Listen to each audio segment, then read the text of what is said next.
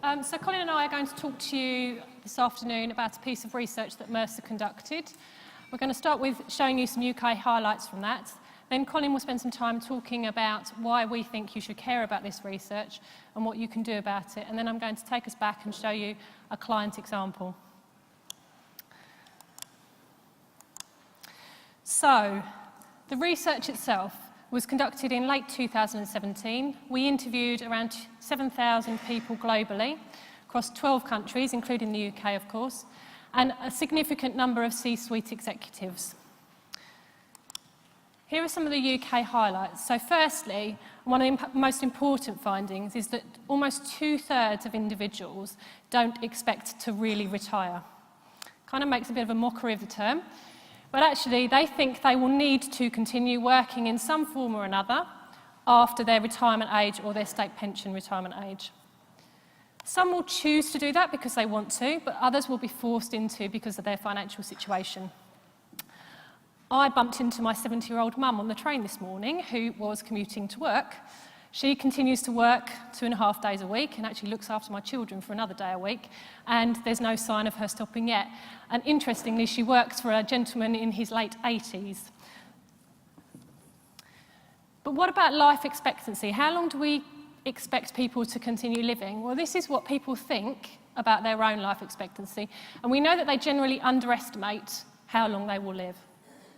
So 2/3 of the people interviewed thought they'd live to age 80, which might be a reasonable expectation for those in their later life, but actually when you look across the whole of the working population, that's probably a little bit low.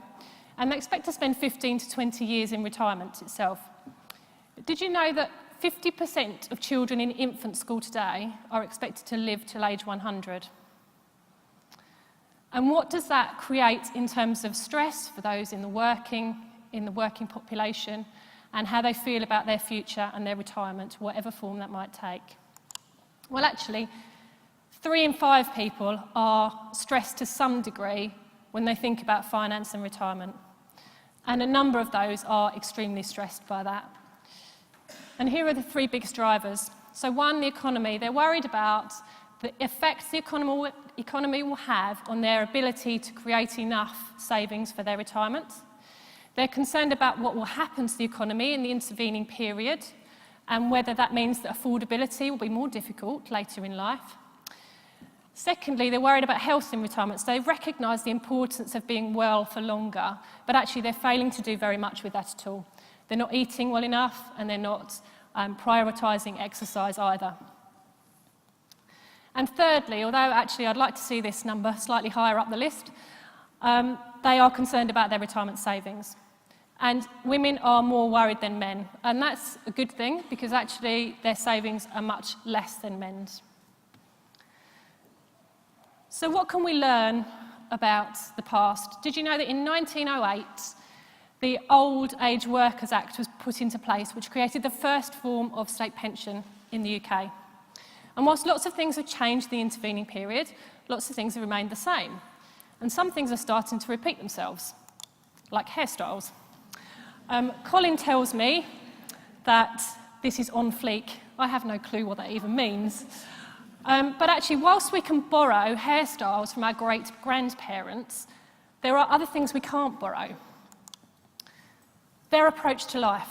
So if you look at the chart on the left-hand side, this shows the traditional 3-stage life. This is what our parents, our grandparents, our great-grandparents experienced. And this is what the current working population expects to experience, but it doesn't work any longer.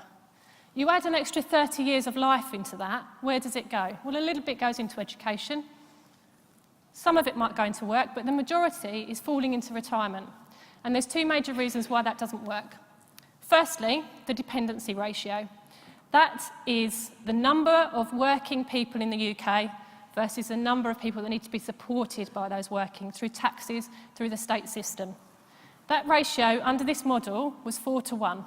40 years, sorry, it wasn't 4:1, that's my other ratio. That is shifting significantly. We're seeing the baby boomers starting to retire, and we're seeing not enough people coming in at the bottom end of the workforce. That's changing.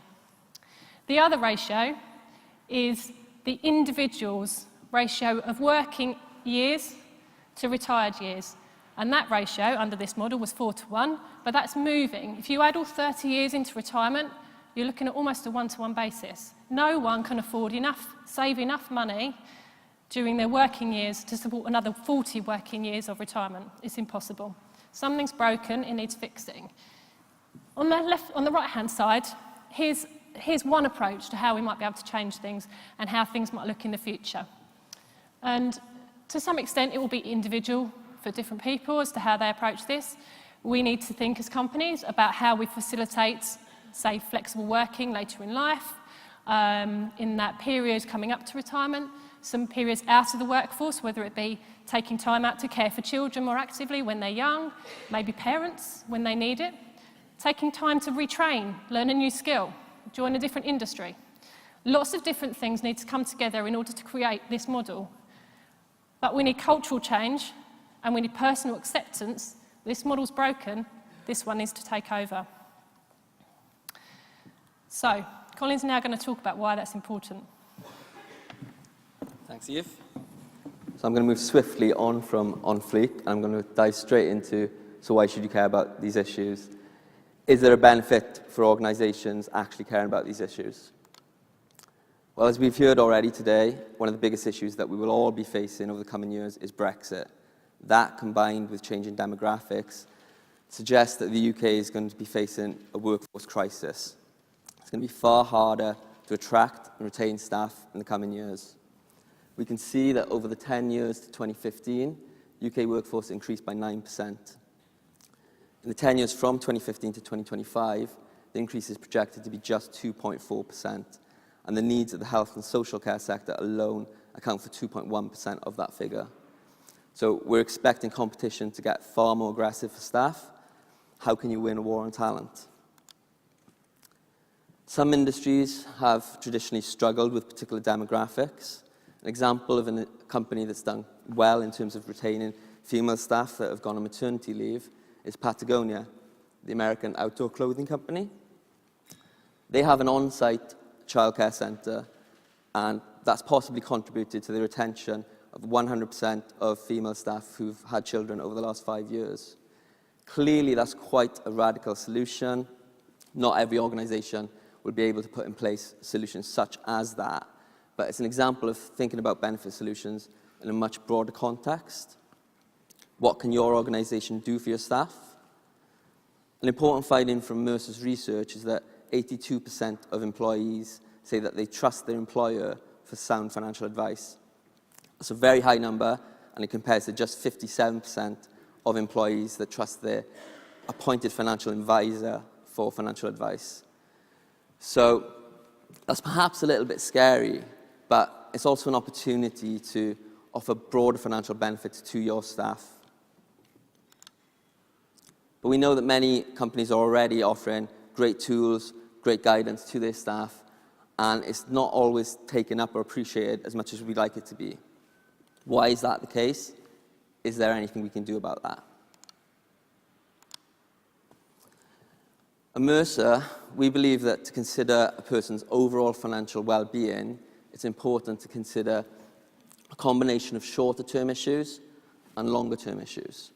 So over the shorter term, it's important to be in control of day-to-day spending and have a safety net to absorb sudden financial shocks.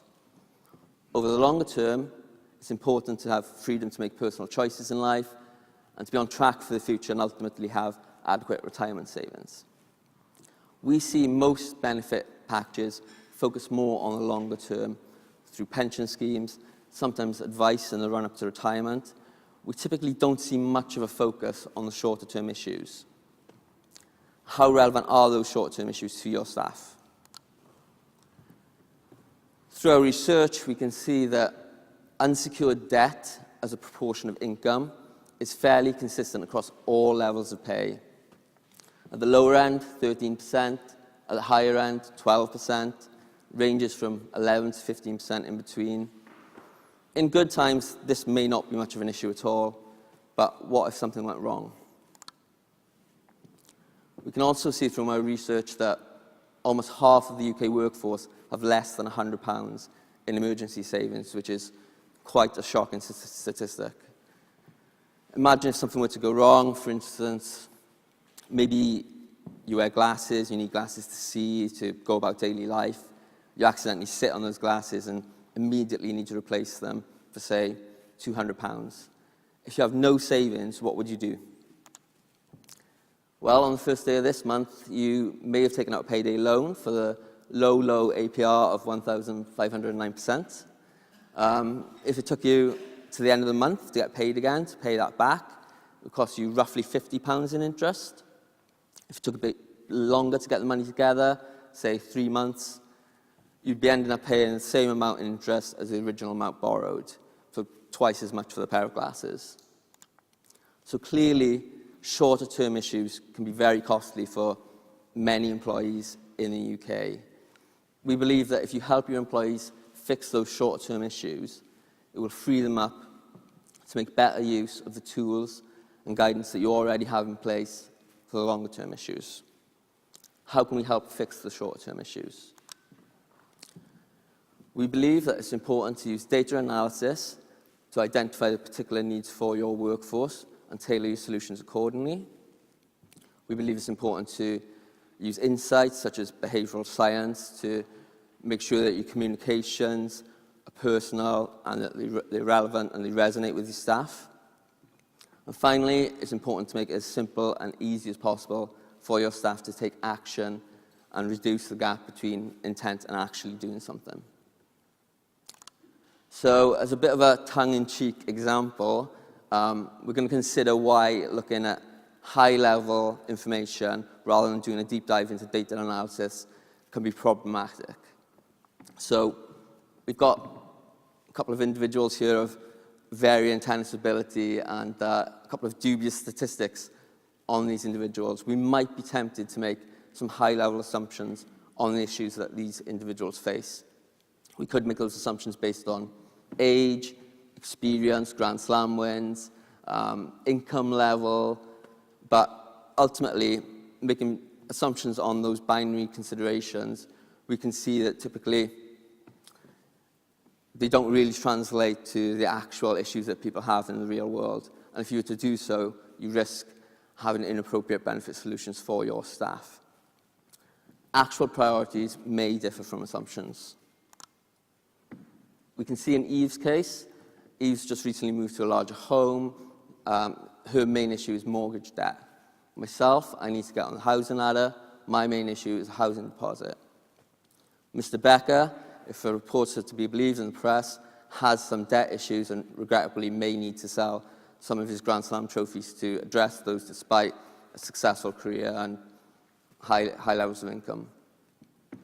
Mrs. Navratilova has had a great career, but we know from widespread reports that she's been relatively underpaid, both in terms of tennis and as a pundit, due to the gender pay gap. The gender pension gap, our research shows, is almost twice as much as the gender pay gap. So potentially she may have some issues with retirement savings. Clearly, this is just a bit of a tongue-in-cheek example. How can we help actual clients with these issues? I'll hand back to Eve to go through a real example. Thank you. So for this particular client, we helped them to understand their workforce. And you can see the 5 things listed here on the left-hand side. So they were the main priorities for this particular workforce. But actually, when we dived into more detail, although retirement comes out top, it wasn't the biggest issue for the most important part of the workforce for that organisation. They wanted to focus on increasing engagement and the value that employees in the younger part of their population gained from the employee benefits that they put forward. And actually, surprise, surprise, they didn't care about their retirement savings. They did, however, care about debt, help with setting goals and understanding what they should be doing, budgeting, and building a house deposit. So there were a number of solutions that we looked at. It's a bit of a journey, but the first 2 things here are listed on the left-hand side. And I apologised for the wheelchair next to the corporate ISA. Our Indian design team didn't know what a corporate ISA was. So whilst we're putting in place those top 2 products and helping them to choose the right providers and implement them in the right way, we're also accompanying that with financial education, which is focused on helping individuals make the most of the benefits that the company is putting in place, understanding what they're there to do, helping them use them effectively. But that's not enough. Why not? So there are two major reasons why communications on their own don't work.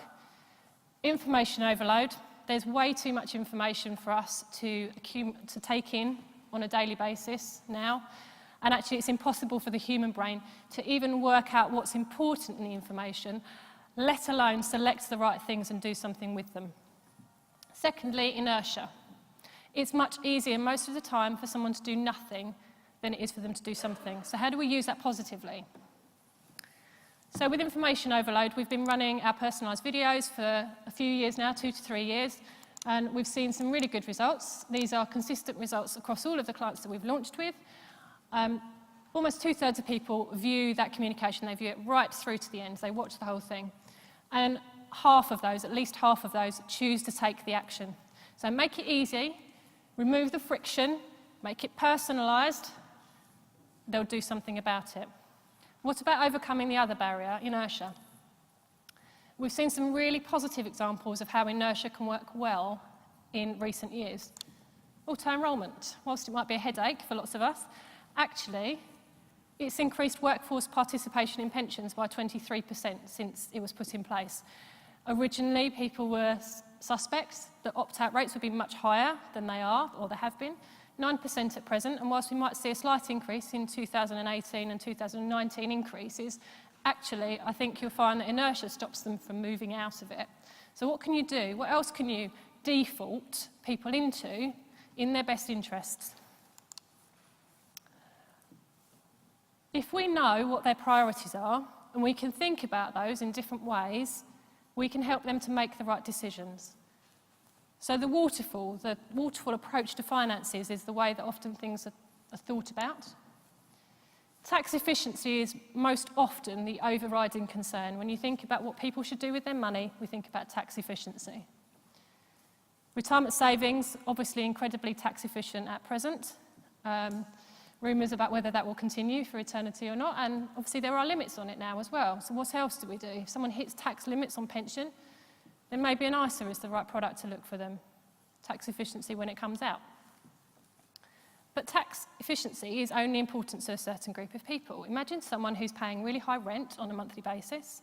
They have some level of debt, whether it be student debt or otherwise, and they've got no emergency savings. Are they going to care about how tax efficient the savings they're putting in place they're not going to access for another 30 years are?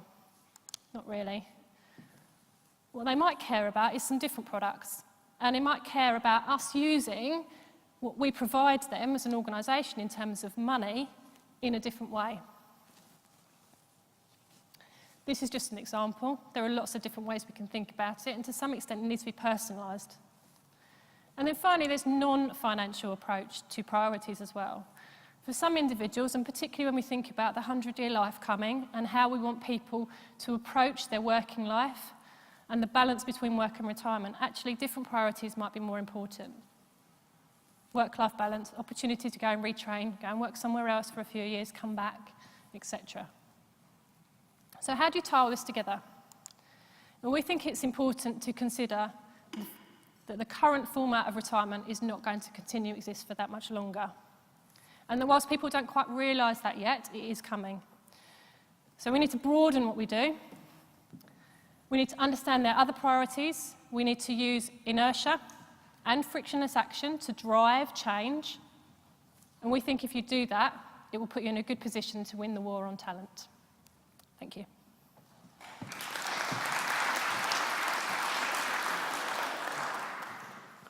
Thank you. 30 seconds. Yes. 30 seconds. Maybe I can squeeze in one quick question then, but should we do it standing? Yeah. Like a standing question, Q&A. When rethinking retirement, should reward be getting learning and development more involved? Staff will need to reskill to work longer. Not all solutions are financial. Yes, I agree. They're not all financial. I think, there's so much change that needs to happen. It's not all in the place of the workforce or the workplace that we can facilitate all of that. L&D is a good place to start. I'm hoping that there'll be lots of other stuff happening elsewhere as well. But yes, we need to reskill. We need to think about how you transform the career of someone, even in their 50s. I mean, at the moment, someone in their 50s might not get onto a training course because you give it to the 30-year-old. We need to think about whether that's the right thing to continue doing, because we need evolution in all parts of the workforce. Great, thank you.